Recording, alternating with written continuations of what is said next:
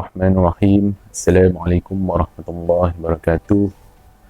InsyaAllah hari ini saya dan rakan-rakan akan membincangkan satu isu di mana memang bukan isu yang besar, walaupun tidak besar, ia sangat penting kepada umat Islam kerana melibatkan halal dan haram dan hukum dari segi syarak, di mana isu ini berkenaan dengan isu penapis air, isu halal penapis air di Malaysia. Apa yang saya dapat daripada data akhbar menyatakan bahawa lebih daripada 120 penapis air yang tidak halal di Malaysia.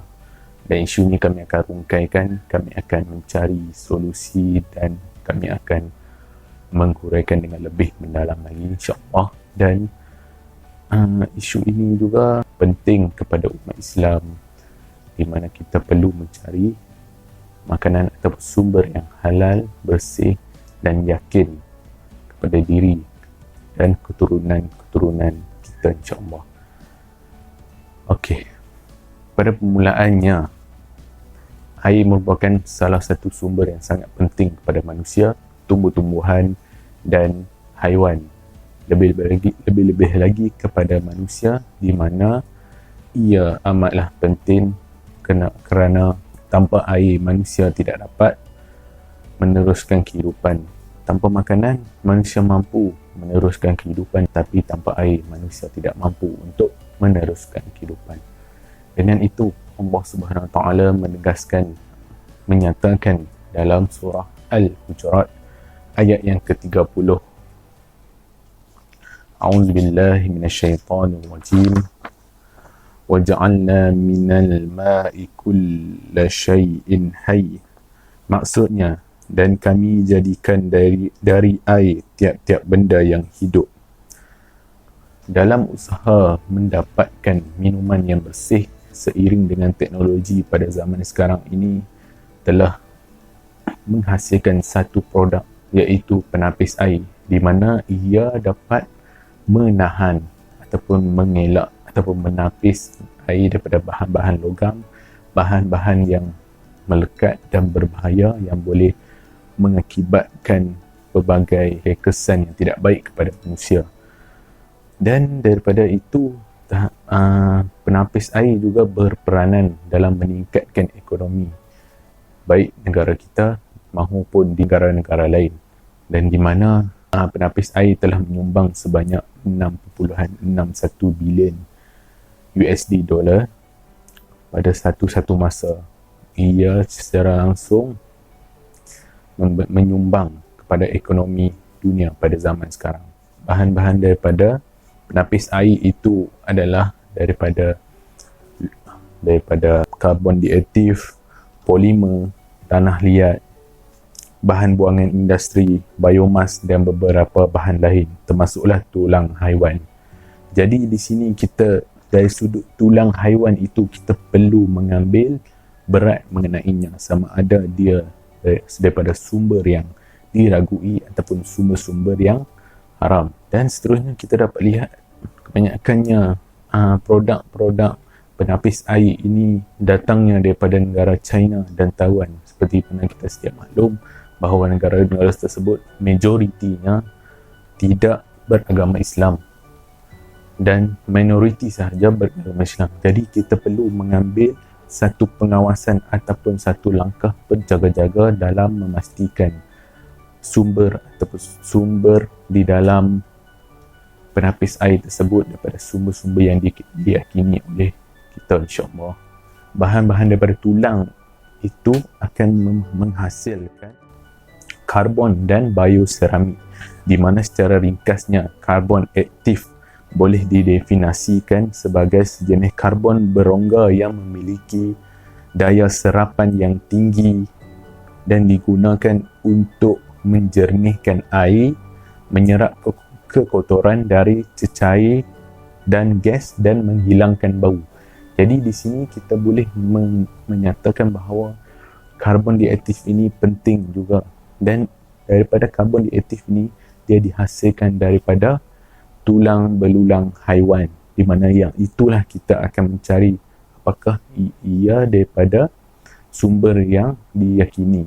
Okay. Seterusnya adalah bioseramik, di mana bioseramik ini secara umumnya ia adalah sejenis media penapis yang digunakan dalam produk penapis air dalam rumah yang berfungsi sebagai pembekal kalsium serta kolagen dalam air.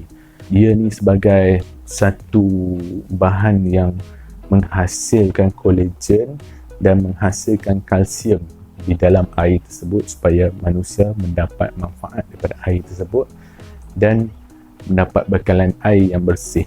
Jadi kita di sini kita dapat lihat bahawa penghasilan karbon diaktif dan bioseramik ini adalah daripada tulang belulang haiwan, di mana kedua-dua ini bersumberkan tulang belulang haiwan, di mana kita kena cari adakah tulang belulang tersebut didapati daripada sumber-sumber yang diyakini.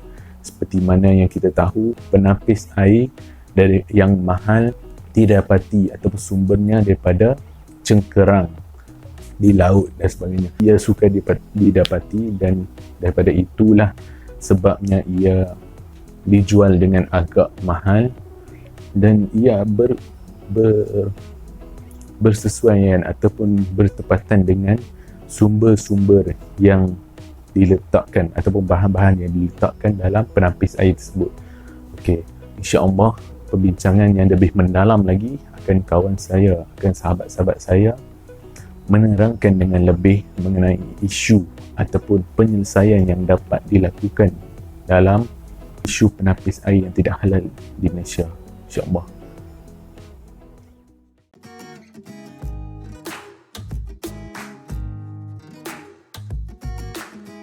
Baiklah, untuk seterusnya saya akan pula menerangkan tentang isu semasa tentang penapis air. Seperti yang kita tahu, di Malaysia banyak jenama-jenama yang terdapat di seluruh supermarket ataupun di mall-mall tentang penapis air ini. Jadi penapis air ini kebanyakannya dijual, ada yang di harga mahal, ada juga yang harga rendah. Akan tetapi kita tidak tahu apa sebenarnya yang dimasukkan di dalam penapis air itu untuk menapis air tersebut. Seperti yang kita tahu, penapis air ini adalah untuk menapis klorin-klorin yang terdapat di dalam air dan sebagainya. Jadi, apakah isu yang terdapat di dalam penapis air? Baiklah, isunya di sini sekarang adalah banyak penapis air menggunakan tulang haiwan yang dijadikan barang seramik untuk membekalkan kalsium pada air. Kebiasaannya, tulang-tulang haiwan ini diimport pula daripada luar negara yang kita tidak tahu statusnya adalah halal ataupun tidak.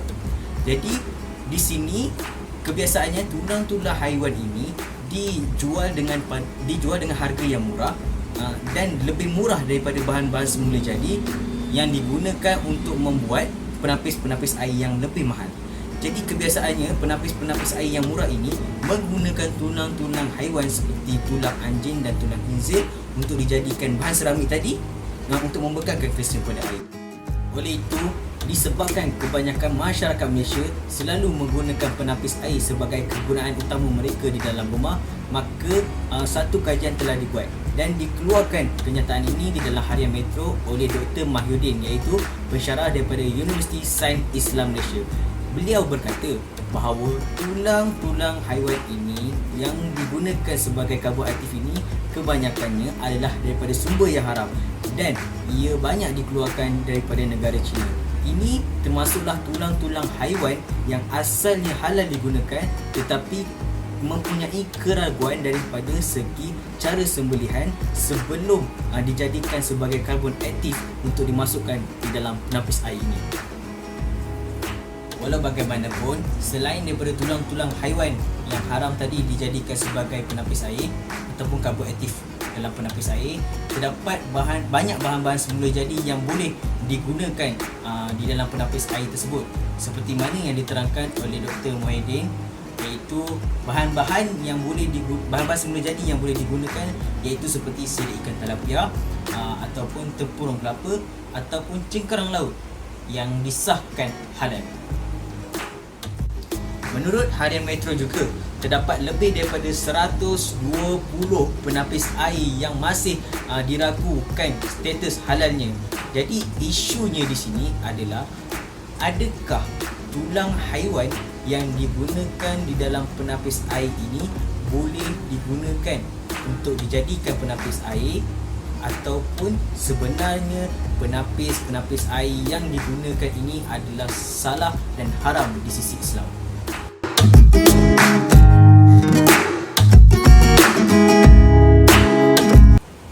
Okey, tadi kita sudah mendengar tentang isu semasa tentang penapis air.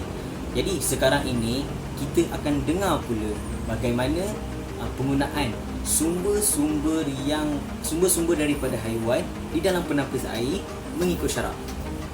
Baik, secara umumnya di Malaysia terdapat dua penapis air. Yang pertama, penapis air di dalam rumah ataupun dikenali sebagai dispenser. Yang kedua, dikenali pula sebagai penapis di luar rumah ataupun nama dalam bahasa Inggerisnya iaitu outdoor filter. Okey. Kedua-dua penapis air ini kebiasaannya terdapat di rumah, sama ada penapis air dalam rumah ataupun di luar rumah. Dan kedua-dua penapis ini kebiasaannya menggunakan tulang haiwan sebagai bahan mentah untuk dijadikan karbon ataupun bioseramik. Jadi untuk seterusnya kita akan membincangkan pula tentang hukum tulang haiwan. Jadi dalam isu untuk membincangkan tulang haiwan di dalam penapis air ini, kita kena tahu dulu pendapat ulama tentang hukum tulang dari segi kesuciannya dan kenajisannya. Baik, untuk pengetahuan semua, tulang yang terdapat dalam penapis air ini terbagi kepada dua, iaitu pertama iaitu tulang khinzir dan kedua iaitu tulang bangkai, di mana tulang bangkai ini adalah haiwan yang halal dimakan, akan tetapi cara penyembelihannya yang tidak sah dari segi hukum syarak. Baik, yang pertama saya akan terangkan dahulu apakah hukum dari segi syarak tentang tulang khinzir. Baiklah, pertamanya saya akan menerangkan sumber haiwan iaitu daripada tulang khinzir. Baik, menurut pandangan jumhur ulama iaitu Hanafiyah, Syafi'iyah dan Hanabilah, khinzir dan setiap sesuatu yang berasal daripadanya adalah dikategorikan sebagai najis aini, iaitu najis pada zatnya. Hukum ini adalah berdasarkan firman Allah di dalam surah Al-An'am ayat yang ke-145, iaitu, katakanlah wahai Muhammad, aku tidak dapati dalam apa yang telah diwahyukan kepadaku sesuatu yang diharamkan bagi orang yang hendak memakannya, melainkan kalau benda itu bangkai atau darah yang mengalir atau daging babi, kerana sesungguhnya ia adalah kotor dan najis. Merujuk kepada ayat yang saya bacakan tadi, Allah menyifatkan khinzir ini sebagai rijesun yang bermaksud kotor dan najis. Dalam konteks ayat tersebut, para ulama bersepakat bahawa daging khinzir adalah najis dan haram dimakan. Namun begitu, terdapat perselisihan di kalangan para ulama sama ada perkataan rijesun itu adalah merujuk kepada daging khinzir sahaja ataupun zat daging khinzir itu sendiri. Yang lain yang menguatkan pendapat jumhur ulama ini adalah kerana pengharaman daging khinzir itu sendiri sudah pun termasuk dalam pengharaman bangkai secara umum, disebabkan khinzir bukanlah binatang yang halal dimakan walaupun sudah disembelih. Oleh itu dagingnya adalah najis secara umumlah. Jadi dalam konteks ini tulang khinzir adalah najis dan haram dimanfaatkan. Tulang khinzir yang dimasukkan di dalam penapis air ini haram dimanfaatkan, seperti mana juga diharamkan juga dagingnya. Jadi pendapat jumhur ini turut disokong oleh Al-Qurtubi yang menyatakan bahawa khinzir sama ada disembelih ataupun tidak adalah haram secara aini, iaitu haram pada zatnya. Baik. Jadi berdasarkan pandangan-pandangan para ulama dalam perkara ini, dapatlah disimpulkan bahawa tulang khinzir adalah najis dan haram dimanfaatkan disebabkan sifat kenajisannya. Perkara ini juga merupakan perkara yang disepakati oleh para ulama dari setiap mazhab. termasuklah mazhab Maliki. Ini kerana tulang yang digunakan dalam industri ini, iaitu industri penapisan air ini, diambil daripada khinzir yang telah mati. Okey, untuk sumber haiwan yang kedua iaitu tulang bangkai. Jadi dari sudut istilah, bangkai ialah setiap haiwan yang mati tanpa sebab ataupun haiwan yang mati dengan tidak disembelih mengikut kaedah syarak, seperti yang saya nyatakan awal-awal tadi. Jadi secara prinsipnya, bangkai haiwan selain daripada ikan dan belalang adalah haram dimakan berdasarkan nas Al-Quran, sunnah serta ijma' para ulama. Salah satu dalil yang menunjukkan pengharaman adalah daripada firman Allah SWT, iaitu hurimat alaikum maitatan. Maksudnya diharamkan bagimu memakan bangkai. Syekh Yusuf Al-Qardawi ketika mengulas mengenai hukum memanfaatkan tulang haiwan yang tidak disembelih menyatakan bahawa terdapat dua pendapat fuqaha mengenai perkara tersebut. Baiklah, untuk yang seterusnya, sumber haiwan yang kedua iaitu daripada tulang bangkai. Baik, saya akan terangkan dahulu apa maksud tulang bangkai. Dari segi istilah, bangkai ialah setiap haiwan yang mati tanpa sebab ataupun yang mati dengan tidak disembelih mengikut kaedah syarak. Secara prinsipnya, bangkai haiwan selain daripada ikan dan belalang adalah haram dimakan berdasarkan nas Al-Quran, sunnah serta ijma' para ulama. Salah satu dalil yang menunjukkan keharamannya adalah daripada firman Allah Subhanahu Wa Taala, "Hurimat alaikum maitatu." Maksudnya di sini iaitu diharamkan bagimu memakan bangkai, daripada surah Al-Maidah ayat yang ketiga. Baik, Syekh Yusuf Al-Qardawi ketika mengulas mengenai hukum memanfaatkan tulang haiwan yang tidak disembelih ini menyatakan bahawa terdapat dua pendapat fuqaha mengenai perkara tersebut. Baiklah, pada pendapat pertama iaitu mereka menganggap tulang bangkai ini adalah najis. Ini adalah dan merupakan pendapat majoriti ulama seperti Malikiyah, Syafi'iyah, Hanabilah, Ala, Umar bin Abdul Aziz, Al-Hasan Al-Basri dan Isa bin Ruhaywah. Walau bagaimanapun hukum gading gajah adalah makruh pada pandangan Taus dan Umar bin Abdul Aziz. Jadi pendapat ini didasarkan kepada hujah-hujah antaranya daripada firman Allah yang tadi dalam surah Al-Maidah yang tadi itu yang mengharamkan bangkai. Jadi tadi kita dah dengar pendapat pertama yang mengatakan bahawa bangkai itu adalah najis. Jadi kita dengar pula pendapat yang kedua. Jadi pada pendapat yang kedua, hukum tulang bangkai haiwan adalah suci. Pendapat ini didukung oleh para ulama Hanafiyah, pendapat Al-Tawri, Daud bin Ali Al-Zahri dan Ibn Taymiyah. Jadi umumnya pendapat ini turut menggunakan daripada nas ataupun dalil Al-Quran yang sama daripada surah Al-Maidah tadi. Walau bagaimanapun, menurut pandangan ini, konteks pengharaman bangkai seperti mana disebutkan dalam ayat tersebut adalah sekiranya dijadikan makanan sahaja. Maksudnya di sini sekiranya bangkai tersebut dijadikan makan, maksudnya haram. Hal ini juga disokong dengan hadis sahih daripada Ibnu Abbas di mana Rasulullah SAW membenarkan para sahabat memanfaatkan kulit bangkai kambing milik Maimunah, di samping menyatakan bahawa yang diharamkan adalah memakannya sahaja. Jadi hadis ini direkodkan oleh hadis sahih ini direkodkan oleh Imam Al-Bukhari seperti mana maksudnya sesungguhnya Rasulullah SAW telah berjalan melalui seekor kambing yang telah mati, maka baginda berkata, "Mengapa kamu tidak memanfaatkan kulitnya?" Para sahabat menjawab, "Sesungguhnya ia adalah bangkai."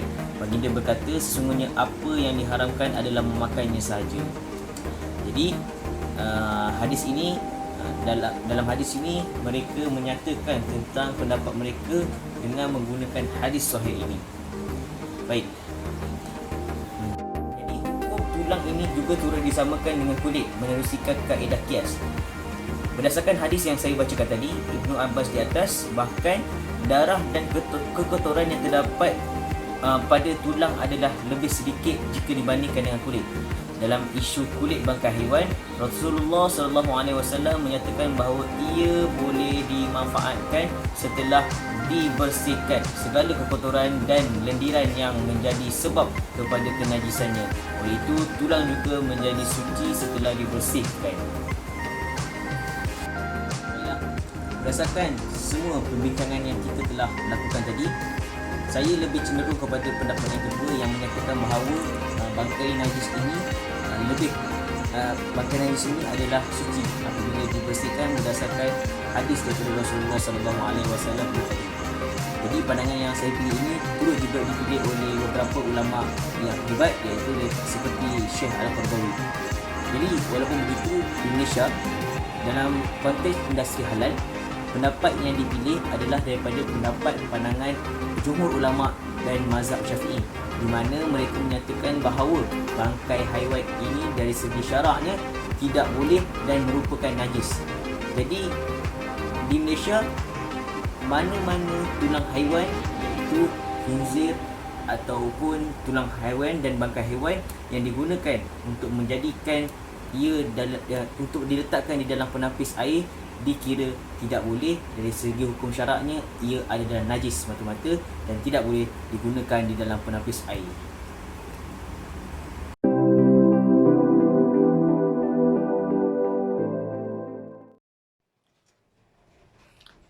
Okey, baiklah. Seterusnya ialah cara menyelesaikan isu penapis air yang tidak halal. Seperti yang kita tahu, isu ini adalah satu isu yang agak panas hingga dia masuk ke dalam harian Metro dan juga dalam salah satu rancangan dalam televisyen di mana membincangkan mengenai isu penapis air yang tidak halal ni.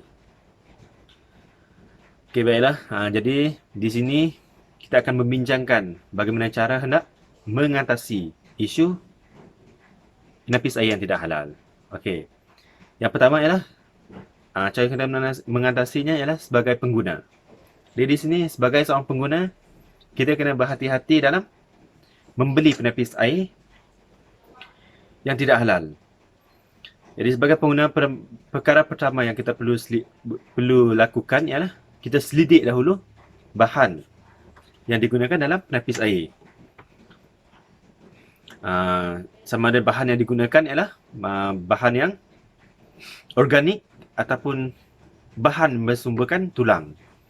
Dapat kita lihat di sini bahan yang menggunakan bahan organik, penapis mata air yang menggunakan bahan organik, ia tidak menjadi satu masalah kerana dia kini halal. Tetapi yang menjadi isunya di sini ialah penapis air tersebut menggunakan bahan seperti tulang haiwan. Dapat kita lihat kebanyakan penapis air yang tidak halal ini diimport daripada negara-negara luar seperti China dan juga Taiwan. Jadi di situ timbulnya satu keraguan, iaitu kemungkinan tulang yang akan digunakan itu adalah tulang haiwan haram, iaitu babi, ataupun juga yang kedua ialah kemungkinan tulang yang digunakan adalah haiwan yang halal tapi tidak disembelih. Jadi yang mana tulang haiwan yang tidak disembelih ini termasuk dalam kategori najis. Jadi di situ kita sebagai pengguna kena berhati-hati dalam memilih produk penapis air yang tidak halal ini. Jadi untuk mengelakkan kita membeli produk penapis air yang tidak halal, kita kena selidik dahulu bahan yang digunakan ataupun tanya kepada pihak kedai bahan apa yang digunakan dalam bais air tersebut. Jadi di sini peranan kita untuk atasi masalah ini ialah daripada diri kita sendiri sebagai pengguna, iaitu kita kena berhati-hati dalam membeli produk penapis air yang tidak halal. Okey, yang kedua pula ialah kita sebagai pengguna kita kena mengutamakan penapis air yang menggunakan bahan bersifat organik. Dapat kita lihat di sini bahan bersifat organik adalah sesuatu yang halal. Jadi ia akan tidak menjadi masalah kepada kita untuk membeli, kerana walaupun ia agak mahal tapi ia diyakini halalnya dan selamat untuk digunakan oleh kita sebagai pengguna Islam di Malaysia. Okey, seterusnya ialah cara nak mengatasinya ialah peranan pihak-pihak berkuasa dan pihak-pihak yang bertanggungjawab. Dapat kita lihat kebanyakan produk ini masuk ke dalam Malaysia tetapi tidak mengikut saringan yang ditetapkan oleh pihak JAKIM. Jadi di sini mungkin sebagai cadangan kita kena kuat kuasakan dan perketatkan lagi supaya setiap apa-apa produk yang berkaitan dengan pemprosesan makanan akan melalui saringan daripada pihak JAKIM mengikut standard-standard halal yang telah ditetapkan oleh JAKIM Malaysia dan juga mengikut hukum syarak. Jadi dapat kita lihat di sini jika hendak mengatasi masalah ini mungkinlah agak sukar, tetapi itu adalah salah satu cara yang boleh kita lakukan, iaitu dari segi pengguna dan juga peranan pihak bertanggungjawab dan pihak yang berkuasa. Okey, sekian. Seterusnya, akhir sekali ialah kesimpulan. Kesimpulannya, kita sebagai pengguna kena berhati-hati dalam membeli penapis air yang tidak halal. Dan kita juga sebagai pengguna, kita kena berhati-hati dan juga lebih peka dengan bahan yang digunakan dan mengutamakan bahan penapis air yang bersifat organik. Jadi sebelum membeli, kita kena selidik dahulu dan merujuk dalam portal-portal JAKIM mengenai jenama-jenama penapis air yang halal dan selamat digunakan oleh kita pengguna Islam. Sekian, terima kasih.